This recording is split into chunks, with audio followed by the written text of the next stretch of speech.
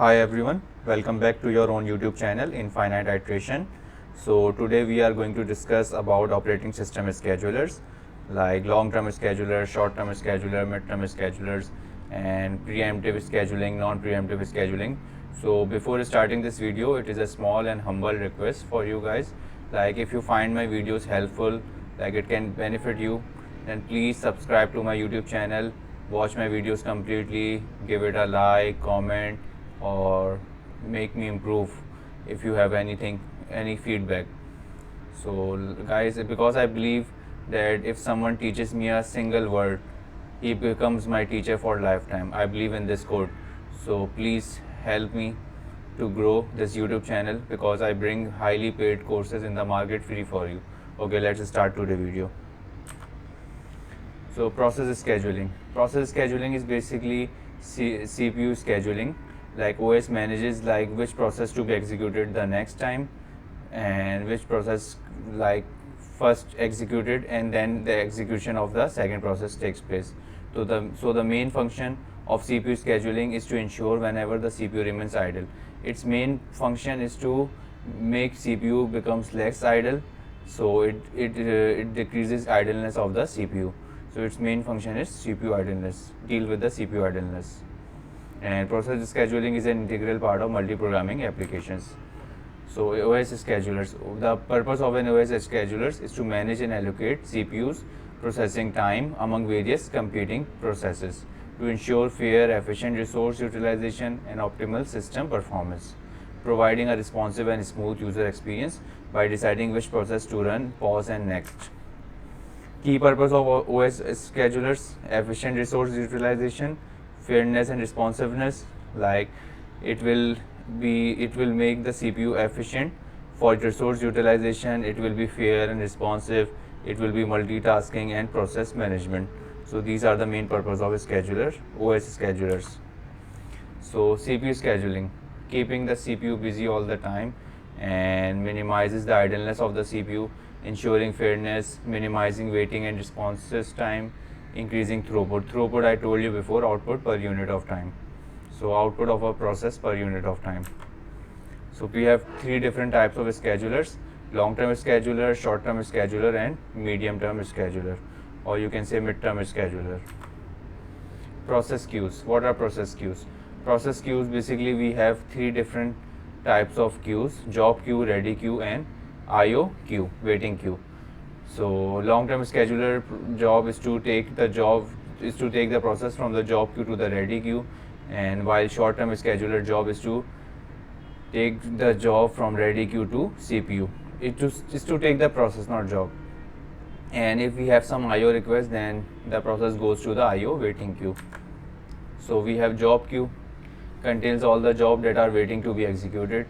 The job queue holds all processes that have entered the system and are waiting for the allocation of main memory RAM. We have ready queue. The ready queue holds processes that are loaded into main memory and are now waiting for the CPU to be executed. The CPU scheduler selects a process from this queue to run next. And we have common algorithms of its: first in, first out, round robin, priority based scheduling. We have device queues. Device queues is basically the same as IO queues. Like if we have some IO request made by the user, then it will go to the waiting queue, IO queue or device queue. How OS queues work in process scheduling? First we create a process, admit it to the main memory, wait, and then the process wait for CPU execution. Whether it will be interrupted between the execution or not, then it maybe perform some IO request.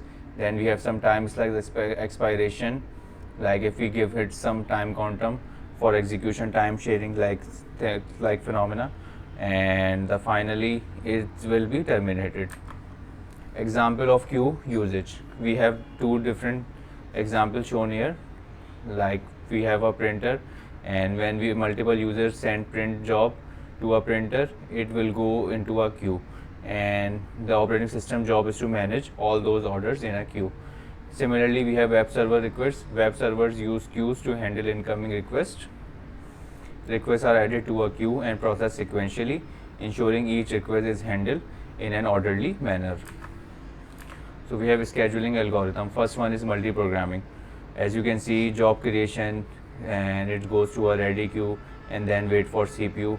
Meanwhile, it can request some IO request and goes to IO queue and then again go to the ready queue. And after execution, it will go to job termination. Degree of multi-programming. What is the degree of multi-programming? Basically, the number of processes that can reside in the ready state at maximum decides the degree of multi-programming. Let's say if the degree of programming is equal to 100, this means that 100 processes can reside in the ready state at maximum. So we have long-term scheduler. Long-term scheduler, basically its main job is to take the its main job is to take the process from the job queue to the ready queue. It decides how many processes should be made to stay in the ready state. It decides the degree of multi-programming. We have medium-term scheduler. Like medium-term scheduler temporarily removes process from main memory and places them in secondary storage. Like if we have some IO request, it will go into the secondary storage and then wait for the CPU. So it's basically swiping in and swipe out. Then we have short-term scheduler. Short-term scheduler will decide which process is to be executed next, and then it will call the dispatcher. Dispatcher is nothing but a software that moves the process from ready to run and vice versa. In other words, it is context switching. It runs frequently. Short-term scheduler is also called CPU scheduler. Here is a comparison between these three schedulers: long-term scheduler, short-term scheduler, medium-term scheduler. Long-term scheduler, it is a job scheduler. Short-term scheduler, it is a CPU scheduler. Medium-term scheduler, it is a process swapping scheduler.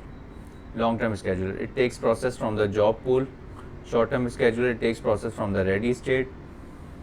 And medium-term scheduler, it takes process from the running or wait dead state. Long-term scheduler, its speed is lesser than short-term scheduler. Short-term scheduler, it is fastest among the two other schedulers. Medium-term scheduler, its speed is in between long-term and short-term, and you can read it from the video, from the slide. I will not waste your time in reading the slide. So we have process creation. Like we have some process in ready queue. It goes to the CPU. It can make some IO requests. It has some time slice expire, and we can also create some new process, child process from it.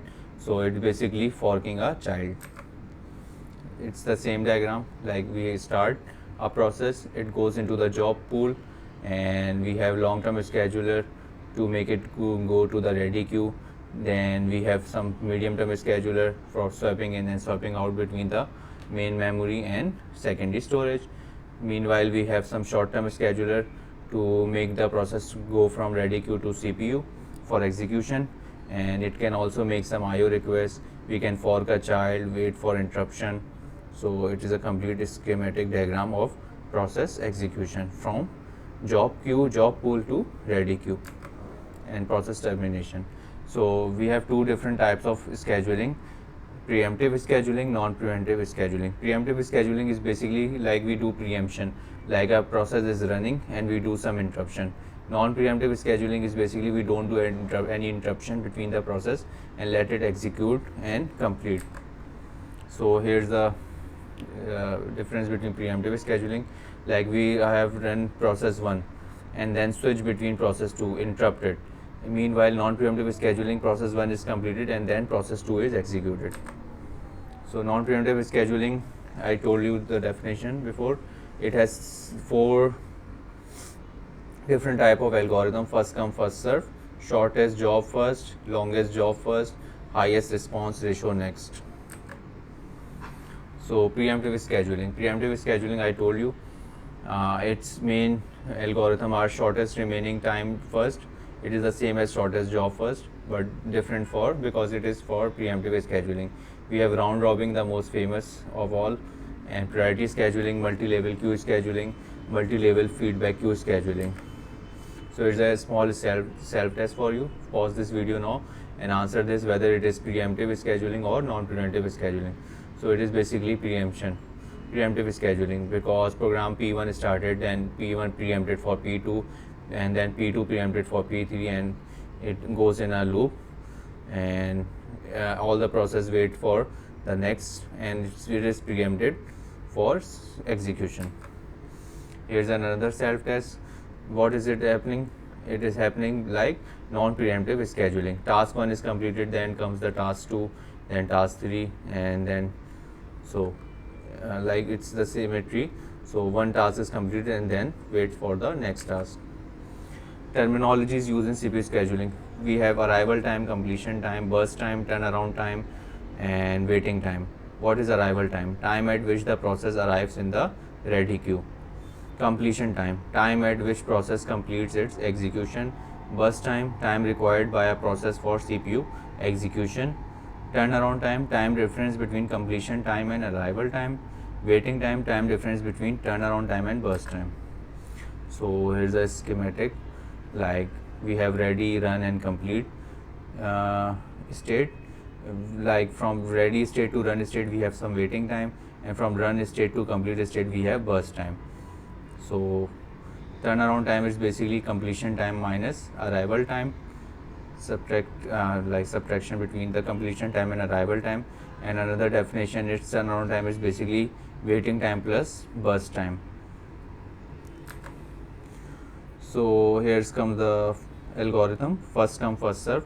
First come first serve basically work on a data structure of a queue, like we have FIFO, first in first out. Like when which process comes first, it will be executed, and then the next process will be executed further. So short processes waiting time to be very high in this FCFS. The average waiting time under the FCFS policy is often quite long, because one process is executed and then the second process comes in the process of execution. It is non-preemptive scheduling algorithm. Here's a brief schematic, like process 1 comes first, it will be executed first, then process 2 arrive, it will be executed next, and then process 3 and process 4. We have some convoy effect. What is a convoy effect? Convoy effect is basically happens when we have two different types of process. First one is long CPU burst time process, and other one is short CPU burst time process. So if a long CPU burst time process comes first, then short CPU burst time will have to wait for it execution, and then they come in the for the process execution. So we have shortest job first. SGF scheduling selects the process with shortest estimated CPU burst time, like which one have the shortest burst time, it will be executed first in shortest job first. And shortest remaining time is a preemptive version of shortest job first, where the currently executing process can be preempted by a shorter job. Whenever a new process arrives, the scheduler compares its burst time with the remaining time of the currently executing process and switches if the new process has a shorter remaining time. Round robin, it is a famous algorithm. Round robin basically allocates CPU time to each process. Like we have some time quantum, time slice. When a time quantum expires, the currently executing process is preempted and CPU is allocated to the next process in the queue. So multi-level queue basically, like we have a stack of queues, and multi-level queue scheduling divides the ready queue into multiple queues, each with its own scheduling algorithm and priority level. Processes are assigned to different queues based on criteria such as process type, priority, or characteristic. So guys, that was the end of this video, and I hope you like it and learning from it. And it is a small and humble request again, like if you find my videos helpful and valuable for you, then please subscribe to my YouTube channel and watch my videos completely and learn from it, and help me grow and support me, because I will bring many exciting content, highly paid content in the market free for you. So please comment, give your feedback, like this video, thumbs up, and subscribe to my YouTube channel. Okay, thank you so much guys, and I'll see you next time. Bye bye.